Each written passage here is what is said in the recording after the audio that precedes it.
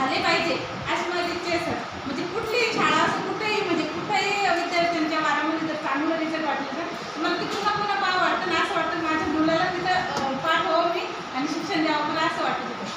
मग एक वेळेस मला आमचे लोखंडे सर आहेत, त्यांनी मला कॉलवर सांगितलं की ताई असं असं एज्युकेशन आहे आणि तुम्ही ते एक वेळेस बघून घ्या. मी म्हटलं सर ठीक आहे, मी बघत म्हटलं तुमचं कुठंतरी कार्यक्रम असला की आम्हाला कॉल करा तुम्ही आणि केलं. मी गेले सर भोकरदनला गेले मी आणि भोकरदनला सरांचं ते बघितलं, मी सगळं समजून घेतलं आणि लगेच मी माझ्या मुलाचं ॲडमिशन केलं.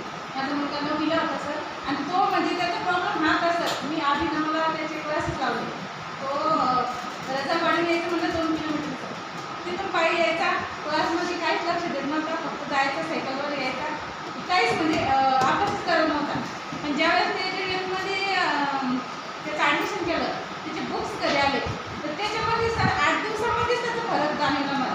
त्या 8 दिवसामध्येच त्याने 100 पैकी 100 मार्क घेतले सर. आम्हाला याच्यावरून जास्त आनंद असा कुठंच नाही झाला की माझ्या मुलाला एवढं समजा प्रयत्न करते आणि ते मला एज्युटेकमधून ते पण माझ्या घरी आणि माझ्या समोरच झाले. तर मी माझ्या मुलासोबत सर कमसे कम 15 ते 20 ॲडमिशन केलं आपल्या शिल्लक. एवढं सांगते सर.